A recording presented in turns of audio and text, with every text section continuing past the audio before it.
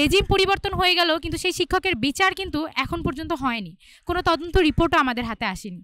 Regime পরিবর্তন হয়ে গেল কিন্তু এই বিশ্ববিদ্যালয়ে এখন পর্যন্ত একটা যৌন নিপীড়ন বিরোধী সেল কার্যকর হয়নি। শিক্ষার্থীদের সাথে যেই নেগোসিয়েশনটা করার কথা, মানে শিক্ষার্থীদের হয়ে প্রশাসনের সাথে যে নেগোসিয়েট করার কথা, সেটা ডাকসু করে নাই। র্যাদার ডাকসু যেটা করছে, শিক্ষকদের হয়ে কিংবা সেই সময় যে ক্ষমতাসীন রাজনৈতিক দল ছিল সেই দলের যে সিদ্ধান্ত, সেই দলের যে রাজনৈতিক এজেন্ডা, সেটা হচ্ছে এই আমাদের ছাত্র সংসদ বাস্তবায়ন করছে, এবং সেটা থেকে কিন্তু তাদেরকে কখনোই নিবৃত্ত করা যায় নাই। কারণ আমাদের ডাকসুর সভাপতি হচ্ছেন ভিসি স্যার নিজে, এবং তিনিও সাধারণত দলীয়ভাবেই নিয়োগপ্রাপ্ত হয়ে থাকেন। যখন হিজাব ছাড়া বা আমাদের প্যানেলের কেউ একজন তারা যখন কোনো ভিডিও দেয় বা তখন তাদের প্রতি যদি কোনো বুলিং করা হয়, তখন কিন্তু আপনি কাউকে দেখবেন না কথা বলতে। তাহলে এটা কি একটা হিপোক্রিসি না? এটা তো আসলে মত প্রকাশের স্বাধীনতা না। একটা ফর্মাল স্ট্রাকচারের মধ্যে যদি আনতে পারেন এবং তাদের সাথে একটা এগ্রিমেন্টে আসতে পারেন, তাইলে পরবর্তীতে যখন তারা মিসবিহেভ করবে বা তাদের ক্ষমতাকে মিসঅ্যাপ্রোপ্রিয়েশন করবে, সেই ক্ষেত্রে আপনি তাদেরকে কন্ট্রোল করতে পারবেন, বা তাদের রাজনীতি করাটাকে আপনি তখন প্রয়োজনে তাদের হল কমিটিকে আপনি বাতিল করে দিতে পারবেন। তো এটাই আসলে ক্যাম্পাস চার্টার। ডাকসুকে বলা হয় যে সেকেন্ড পার্লামেন্ট। তো সেই ক্ষেত্রে আসলে কতটুকু মানে সুষ্ঠু এবং নিরপেক্ষ নির্বাচন, অন্তর্ভুক্তিমূলক একটা নির্বাচন ঢাকা বিশ্ববিদ্যালয় করতে পারে, তার উপরই আসলে নির্ভর করে যে বর্তমানে যে ইন্টারিম সরকার, তারা আসলে দেশের নির্বাচনটা কিভাবে সুষ্ঠু করতে পারে বা তাদের সেই যোগ্যতা আছে কিনা। আমাদের প্যানেলের মানুষজন যদি বিজয়ী হয়, তারা অবশ্যই ছাত্রদের কথা ভাববেন। তারা পদ পদবীর লোভ বা জাতীয় রাজনীতিতে যদি স্টেপ ইন করা হতো, তারা অনেক আগেই করতে পারতেন, কারণ এরকম অনেক চান্সেস এসেছে। তাদের রাজনীতিটাই এরকম।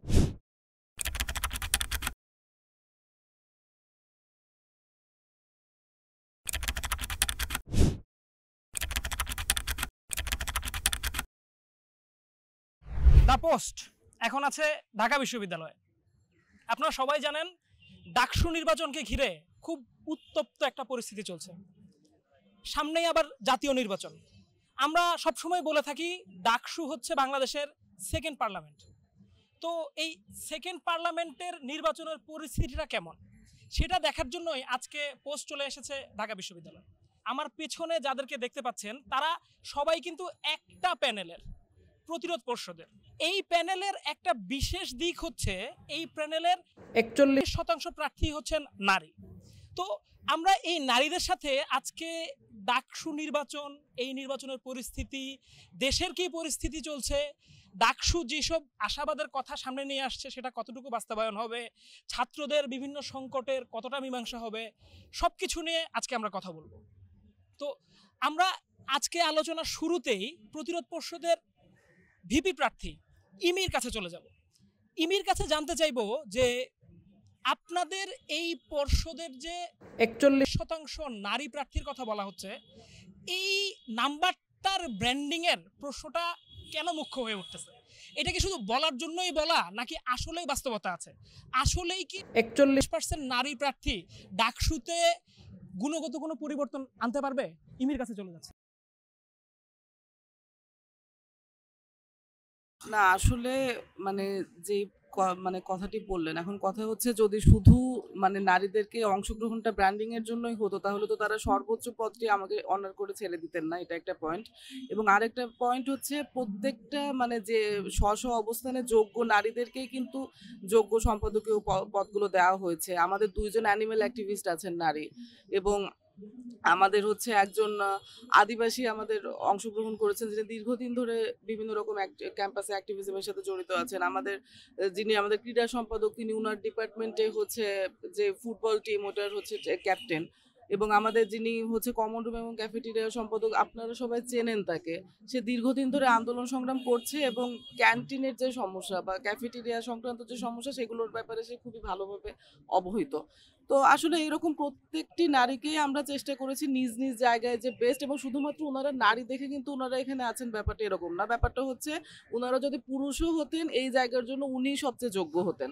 এবং এই যে সবচেয়ে যোগ্যতম নারীদেরকে যে আমরা যোগ্য জায়গায় মানে দিতে পেরেছি, এটি আমাদের জন্য খুবই একটা সন্তুষ্টির জায়গা। এবং আমাদের যে ডাইভার্সিফাইড একটা প্যানেল, নারী পুরুষ সহ, আমার মনে হয় যে শিক্ষার্থীরা যদি আমাদেরকে ম্যান্ডেট দেন, তাহলে আসলে আমরা খুবই বৈচিত্র্যময় এবং পরস্পরের প্রতি শ্রদ্ধাশীল একটা টিম পাবো। ধন্যবাদ। ডাকসুকে নিয়ে একটা জনপ্রিয় মিথ হচ্ছে ডাকসু নাকি জাতীয় রাজনীতিতে প্রবেশ করার একটা সিঁড়ি, কিন্তু ঢাকা বিশ্ববিদ্যালয়ের ছাত্রদেরও তো নানা রকম সমস্যা আছে, আবাসনের সমস্যা, ক্যাফেটেরিয়ার সমস্যা, যাতায়াতের সমস্যা। এই প্যানেল যদি উঠে আসে তাহলে এই সংকটগুলো কি তারা দেখবেন, নাকি তারাও জাতীয় রাজনীতিতেই নিজেদের জায়গা করে নিতে চান?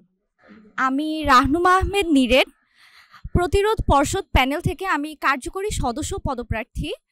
আসলে ডাকসুকে আমরা যদি বিগত সময়ে দেখি, সবাই জাতীয় রাজনীতিতে স্টেপ ইন করার একটা টুল হিসেবে ইউজ করে, কিন্তু আমাদের প্যানেলে আপনি যাদের দেখতে পাচ্ছেন তাদের সবারই আগের ইতিহাস আছে, যে তারা আসলে ফাইট করে করে এই পর্যন্ত আসছে। তারা এই গত বছর জুলাইয়ের পরে তারা কোনো পদ পদবীর লোভে বিকিয়ে যায়নি, তারা এখন পর্যন্ত রাস্তায় আছে।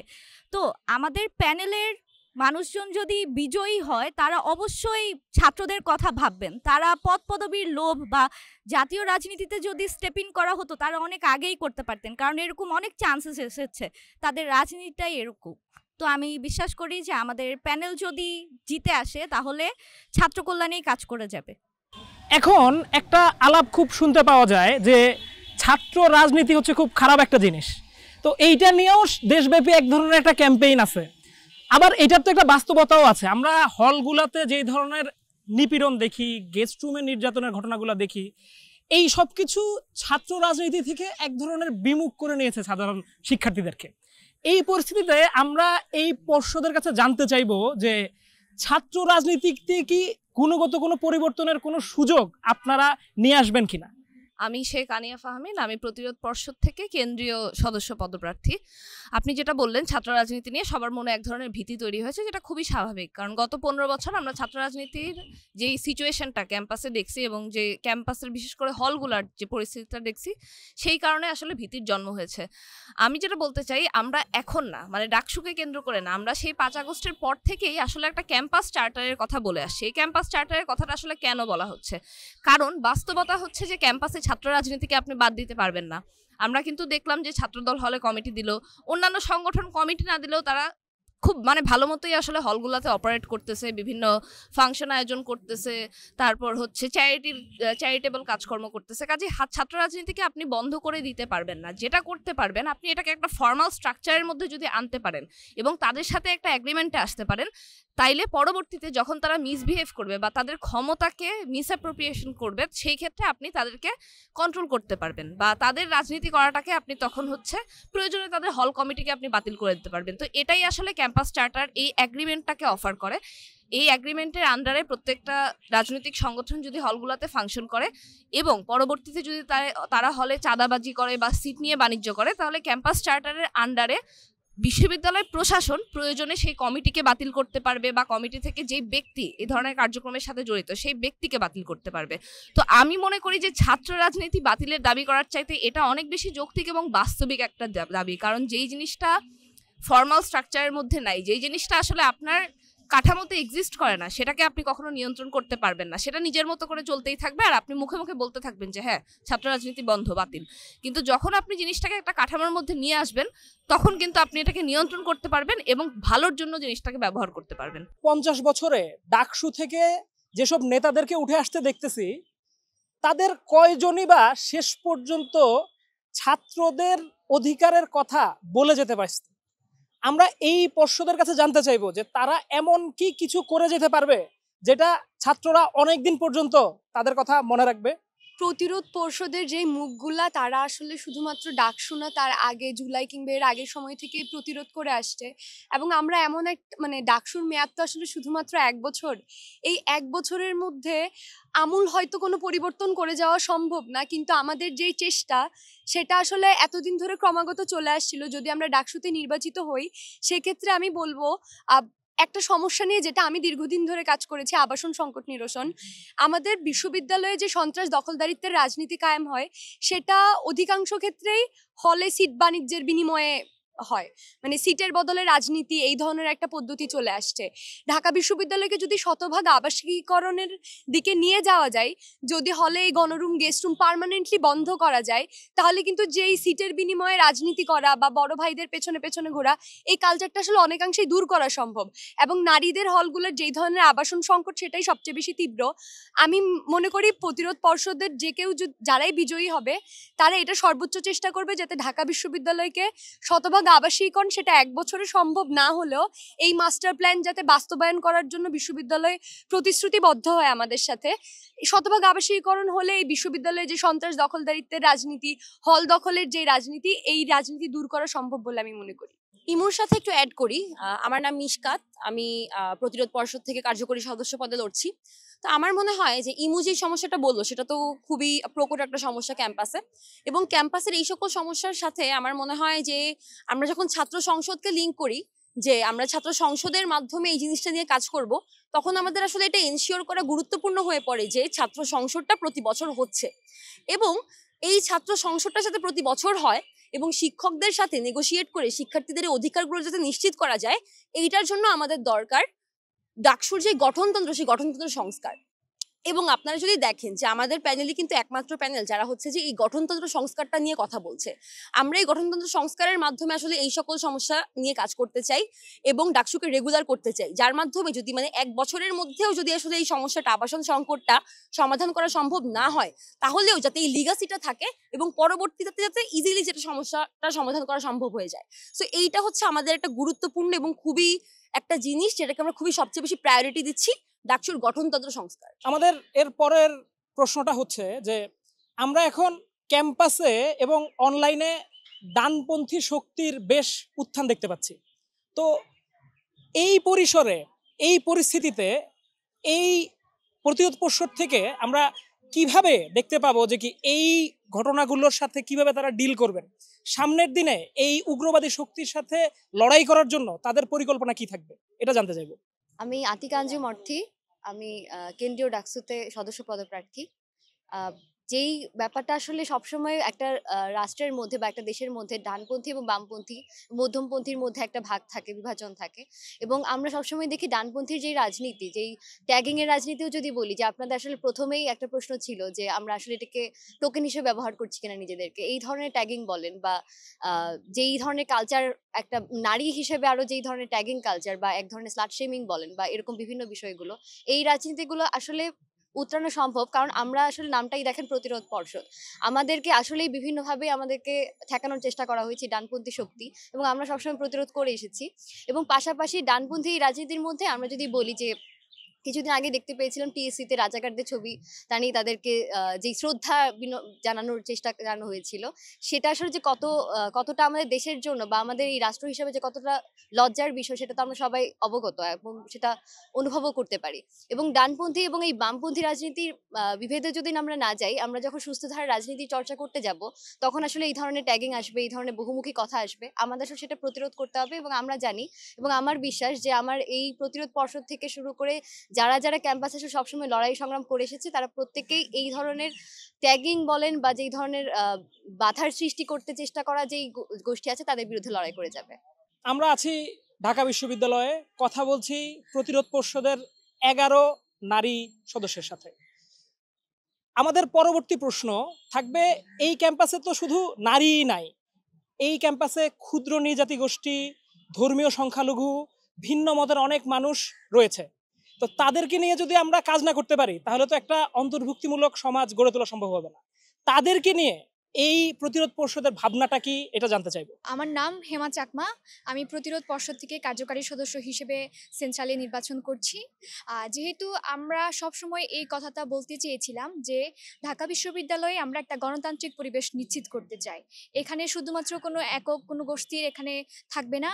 আপনারা জানেন ঢাকা বিশ্ববিদ্যালয় বাংলাদেশের শুরু থেকে একটা গুরুত্বপূর্ণ ভূমিকা পালন করে আসছে। তো সেক্ষেত্রে আমাদের কাছে যেটা মনে হয়েছে যে ঢাকা বিশ্ববিদ্যালয়ে যদি গণতান্ত্রিক পরিবেশ আমরা বজায় রাখতে পারি তাহলে পুরো বাংলাদেশে এই চর্চাটা করা সম্ভব। কারণ আপনারা দেখবেন এই ঢাকা বিশ্ববিদ্যালয়ে শুধুমাত্র কিন্তু কোনো মূলধারার জনগোষ্ঠী পড়াশোনা করছে, বিষয়টা কিন্তু এরকম না। আপনি যদি ক্যাম্পাসে দেখেন যে এখানে একটা বৈচিত্র্যপূর্ণ সংস্কৃতির আপনি একটা সমাহার দেখবেন। যেমন আমার কথা যদি আমি বলি, আমি পাহাড় থেকে এখানে এসেছি, তো আমি একজন চাকমা জাতিসত্তার মানুষ, এবং শুধু আমি চাকমা জাতিসত্তার মানুষ এখানে আছি বলে এরকম না। এখানে ত্রিপুরা, মারমা, গারো, বম, লুসাই সহ অনেক ধরনের জাতিসত্তার মানুষ আছেন এবং তাদের সংস্কৃতি, কৃষ্টি, কালচার পুরোটাই একটা ডিফারেন্ট। তো শুধু তাই নয়, এবং বাংলাদেশেও আমরা দেখতে পাই যে বিভিন্ন প্রান্ত থেকে যেহেতু ঢাকা বিশ্ববিদ্যালয়ে আমরা পড়াশোনা করতে আসি, উত্তরবঙ্গে যে এরকম এক ধরনের কালচার এবং দক্ষিণবঙ্গের আরেক ধরনের কালচার, তো সব কিছুর একটা সমাহারে আমাদের এই ঢাকা বিশ্ববিদ্যালয়ের পরিবেশটা আসলে আমরা বৈচিত্র্যপূর্ণ রাখতে চাই। তো এখানে যেহেতু প্রতিরোধ পর্ষদের আমাদের যে মুখগুলো আমরা আছি সবসময় প্রতিরোধ করতেই আমরা ছিলাম, তো সেক্ষেত্রে আমাদের যে প্রথম চাওয়া সেখানে যে কোনো অন্যায়ের বিপক্ষে আমরা সবসময় কাজটা লড়ে যাব। এখানে আসলে কোনো একটা নির্দিষ্ট গোষ্ঠীর হয়ে আমরা কাজ করব না। আপনারা জানেন আমাদের প্রতিরোধ পর্ষদ প্যানেলে আমরা সব ধরনের মানুষজন আছি, যেমন যারা এনিম্যাল নিয়ে কাজ করে, এখানকার বিশ্ববিদ্যালয়ের ক্যাম্পাসে যত সব কুকুর বেড়াল আছে তাদেরকে নিয়েও আমরা ভাবি। শুধু তাই নয়, আমাদের প্যানেলে তো একজন দৃষ্টি প্রতিবন্ধী শিক্ষার্থীও আছেন। তো সেক্ষেত্রে আমাদের প্রথম চাওয়া যেটা হচ্ছে কি, এখানে কোনো জাতি ভেদাভেদ থাকবে না। যেহেতু ঢাকা বিশ্ববিদ্যালয়ে আমরা গণতান্ত্রিক পরিবেশ নিশ্চিত করতে যাই, এখানে নারী, পুরুষ, জাতি, ধর্ম, বর্ণ নির্বিশেষে সকলের একটা সহাবস্থান থাকবে এবং এভাবেই আমরা একটা সুন্দর বাংলাদেশ গড়ে তুলতে পারবো। প্রতিরোধ পর্ষদের 40 ভাগের বেশি প্রার্থী নারী। আমাদের প্রশ্ন থাকবে, এই ক্যাম্পাসে 40 ভাগের বেশি নারী কি সামনের দিনে নিরাপদ থাকবে? ক্যাম্পাসে যে শুধু বুলিং হয় তা তো না, সাইবার বুলিং হয়, অনলাইন স্পেসে হ্যারাসমেন্ট হয়। এই সব ঘটনাকে প্রতিরোধ করার জন্য প্রতিরোধ পর্ষদের চিন্তাভাবনা কি জানতে চাইব। আমি নুজিয়া হাসিন রাশা, প্রতিরোধ পর্ষদ মনোনীত কমন রুম, রিডিং রুম ও ক্যাফেটেরিয়া সম্পাদক পদপ্রার্থী। আমাকে যে প্রশ্নটা করা হলো আমি একটাই উত্তর দিতে চাই। আপনারা এখানে যে কয়জনকে দেখতেছেন আমরা সবাই দীর্ঘদিন যাবৎ এই বিশ্ববিদ্যালয়কে নারীদের জন্য একটা নিরাপদ ক্যাম্পাস তৈরি করার জন্য যে লড়াই, সে লড়াই আমরা করে যাচ্ছি। অগাস্টের পরবর্তী সময় সর্বপ্রথম এখানে আপনারা যাদেরকে দেখতে পাচ্ছেন তাদের মধ্যে প্রায় অর্ধেক নারীকে নিয়েই কিন্তু আমি গিয়েছিলাম ভিসির অফিসে একটা স্মারকলিপি দিতে। সেই স্মারকলিপিটা ছিল যৌন নিপীড়ন বিরোধী সেলকে কার্যকর করার জন্য। আমি শুধু আমার একটা ব্যক্তিগত অভিজ্ঞতার কথা বলি। ফার্স্ট ইয়ারে থাকতে আমি ব্যাপকভাবে ট্রমাটাইজড হয়েছিলাম, কারণ আমারই এক ফ্রেন্ড যার ক্লাস কন্টিনিউ করতে পারে নাই যৌন নিপীড়নের শিকার হয়ে, এবং সেটা হয়েছিল তার নিজস্ব ক্লাসরুমে। আমরা দেখেছি যে 2023 সালে এই যে আমাদের পেছনে যে ইনস্টিটিউটটা দেখা যাচ্ছে, সোশ্যাল ওয়েলফেয়ার ইনস্টিটিউটেই একজন শিক্ষক নুরুল ইসলাম, তার নামে কিন্তু যৌন নিপীড়নের অভিযোগ এসেছিল। রেজিম পরিবর্তন হয়ে গেল কিন্তু সেই শিক্ষকের বিচার কিন্তু এখন পর্যন্ত হয়নি, কোনো তদন্ত রিপোর্টও আমাদের হাতে আসেনি। রেজিম পরিবর্তন হয়ে গেল কিন্তু এই বিশ্ববিদ্যালয়ে এখন পর্যন্ত একটা যৌন নিপীড়ন বিরোধী সেল কার্যকর হয়নি। রেজিম পরিবর্তন হয়ে গেল কিন্তু এখনও এই বিশ্ববিদ্যালয়ে এমন কোনো নিরাপদ কমন স্পেস নাই যেখানে একজন মেয়ে ক্লাসের কোনো অভিজ্ঞতা কিংবা বন্ধুদের সাথে ঝগড়া হলেও এক কোণে বসে নিরিবিলি থেকে চোখের পানি ফেলতে পারবে। এই বিশ্ববিদ্যালয়ে এমন কোনো নিরাপদ কমন স্পেস নাই যেখানে একজন মেয়ে নিরিবিলি বসে কানে হেডফোন দিয়ে গান শুনতে পারবে। এই বিশ্ববিদ্যালয়ে যখন আমি সকাল থেকে থাকি তখন আমি পানি খেতে পারি না, কারণ আমি কোথায় ওয়াশরুম করব। এই বিশ্ববিদ্যালয়ের সম্পূর্ণ স্ট্রাকচার নারী বিদ্বেষী স্ট্রাকচার। একটা কথা আছে না, নারীদের কোনো দেশ নাই। আমি শুধু সেটা বলতে চাই, নারীদের যেমন কোনো দেশ নাই তেমন কোনো ক্যাম্পাস নাই, যা আছে সেটা হচ্ছে নারীদের প্রতি বিদ্বেষ। সেটাকে দূর করে নারীদের জন্য একটা নিরাপদ ক্যাম্পাস তৈরি করার জন্য যে প্রতিরোধটা গড়া প্রয়োজন আমরা সেটাই গড়ে যাব।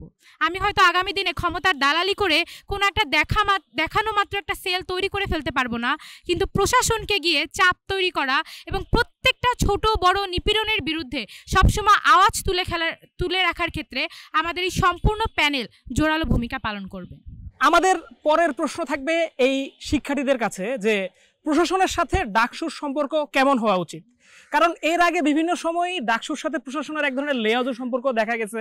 অনেক সিদ্ধান্ত গ্রহণের ক্ষেত্রে প্রশাসন ডাকসুকে ব্যবহার করে তাদের সিদ্ধান্ত বের করে নিয়ে আসতে পারছে। তো এই কালচারটা কি সামনের দিনে পরিবর্তন হওয়ার সম্ভাবনা আছে? আমার নাম মিশকাতুল মাসিয়াত, আমি প্রতিরোধ পর্ষদ থেকে কার্যকরী সদস্য পদপ্রার্থী। আপনারা জানেন যে বিগত যে কয়টা ডাকসু গিয়েছে কিংবা ছাত্র সংসদ গিয়েছে সবখানেই দেখা গিয়েছে যে শিক্ষার্থীদের সাথে যেই নেগোসিয়েশনটা করার কথা, মানে শিক্ষার্থীদের হয়ে প্রশাসনের সাথে যে নেগোসিয়েট করার কথা সেটা ডাকসু করে নাই।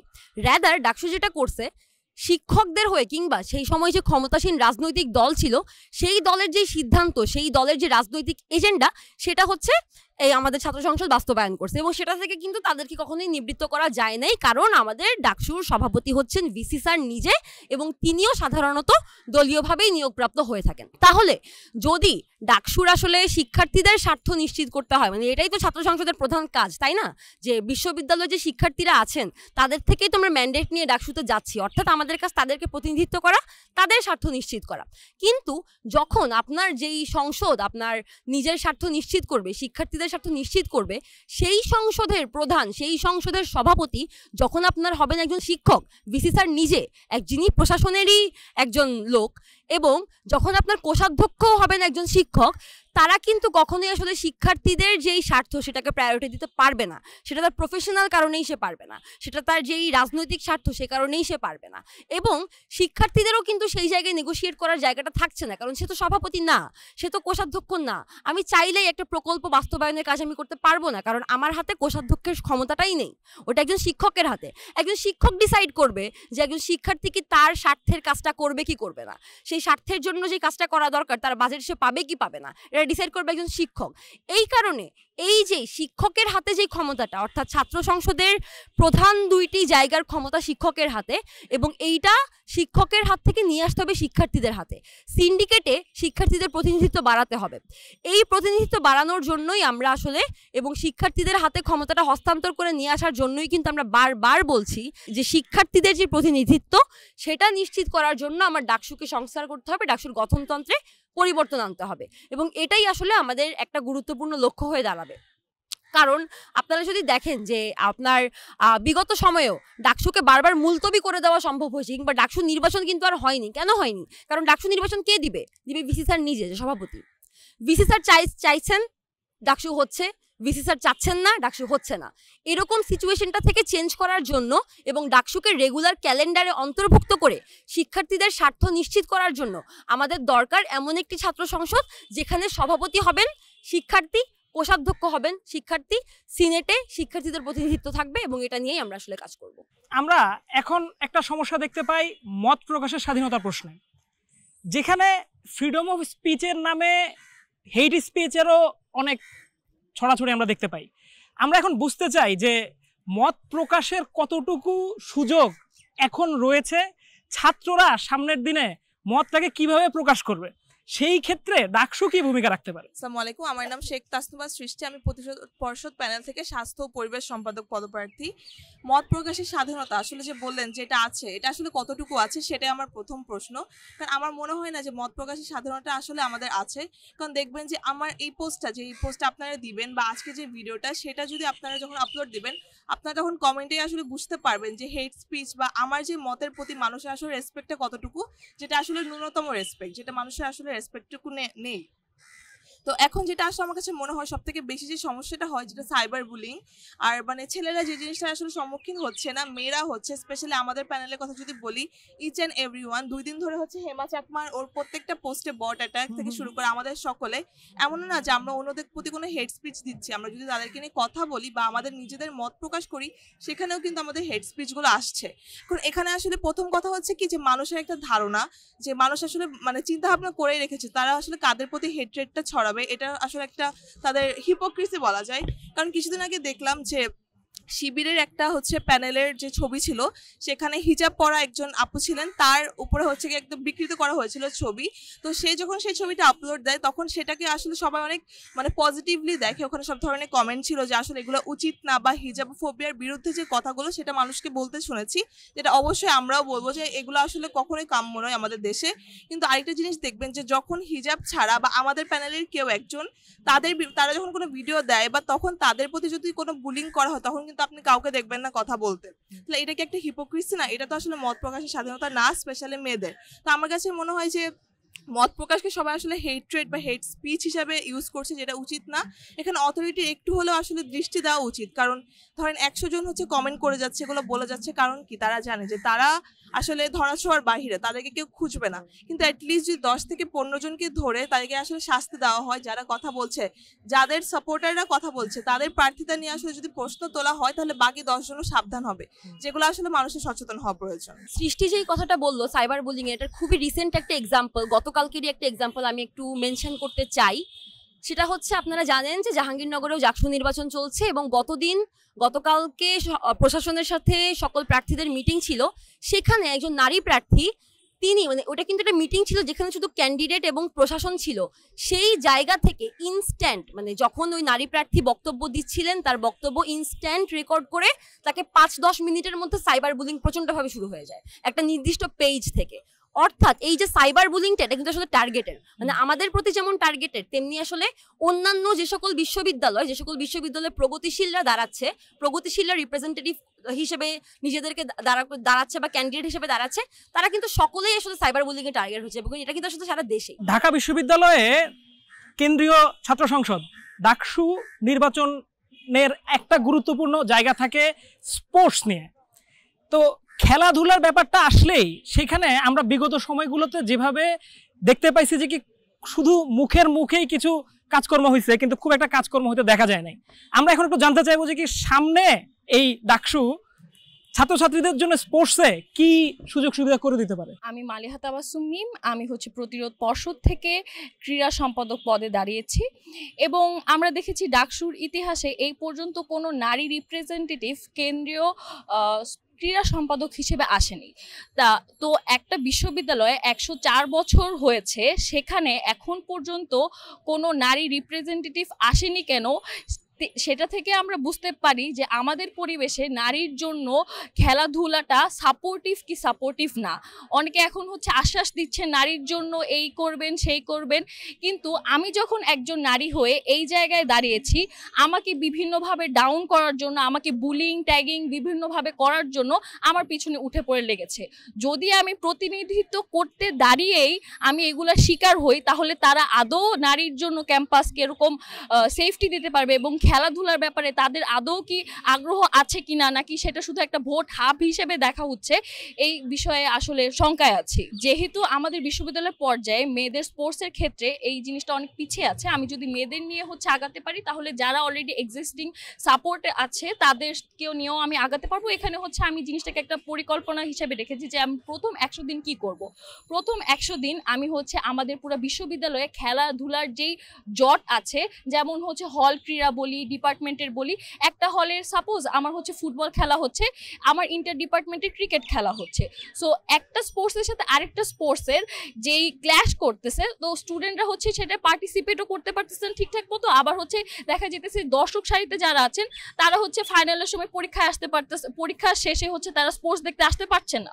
সো আমার বিশ্ববিদ্যালয়ে খেলার জট নিরসন আমি করব এবং মেয়েদের ইন্টার ডিপার্টমেন্ট চালু করব এবং পরবর্তী 100 দিনে আমি হচ্ছে আমাদের জিমনেশিয়ামের সুইমিং পুলের যেই ক্লাস টাইমের সাথে ক্ল্যাশ করছে সেই টাইমটা নিয়ে হচ্ছে আমি একটা ক্যালেন্ডার তৈরি করব, যেই ক্যালেন্ডারে হচ্ছে আমার একাডেমিক ক্যালেন্ডার এবং স্পোর্টস ক্যালেন্ডার অ্যালাইন করবে এবং এর সাথে সাথে আমাদের ইনডোরের যে ইকুইপমেন্টগুলো থাকে যেগুলো হচ্ছে স্টুডেন্টদের নিজেদের হয়তো নিয়ে আসা লাগে, তো সেই সব জায়গায় হচ্ছে আমি ইকুইপমেন্ট দিতে চাই এবং এছাড়া অনুষদ ভিত্তিক আমি গেমস রুম রাখতে চাই যেন শিক্ষার্থীরা ক্লাসের ব্রেকে নিজেদের মধ্যে কোনো অ্যাক্টিভিটিতে ইনভলভ হতে পারে। এর সাথে আমি দীর্ঘমেয়াদী পরিকল্পনা হিসেবে আমি দেখতে চাই যে আমাদের বিশ্ববিদ্যালয়ে যে সকল মাঠ আছে এগুলো বাণিজ্যিকীকরণের কারণে শিক্ষার্থীরা তাদের যখন খেলার সময় সেই সময় তারা খেলাধুলা করতে পারছে না, তো বাণিজ্যিকীকরণ বন্ধ করে শিক্ষার্থীদের যেই সুযোগগুলো বিশ্ববিদ্যালয়ে আছে এবং যেগুলো পরিত্যক্ত মাঠ আছে সেই সব জায়গা পুনরুদ্ধার করে মাল্টিপারপাস মাঠে আমি তৈরি করতে চাই এবং এটা করতে খুব অর্থের প্রয়োজনও নেই। আমি একটা মাঠে যদি হচ্ছে ফ্লাড লাইট লাগিয়ে রাতে শর্ট পিচ খেলার জন্য অ্যারেঞ্জমেন্ট করতে পারি এবং বাস্কেটবলের জন্য অ্যারেঞ্জমেন্ট থাকে, একটা মাঠ থেকে আমার 4টা খেলা কিন্তু পারপাস সার্ভ হচ্ছে। সো সেসব বিষয়ে হচ্ছে আমি কাজ করতে চাই। সব শেষে এসে যেই আশঙ্কাটার কথা এখন খুব আশেপাশে শোনা যাচ্ছে, শেষ পর্যন্ত ডাকসু নির্বাচন কি সুষ্ঠুভাবে হবে? ছাত্ররা কি শান্তিপূর্ণভাবে তাদের ভোটাধিকার প্রয়োগ করতে পারবে?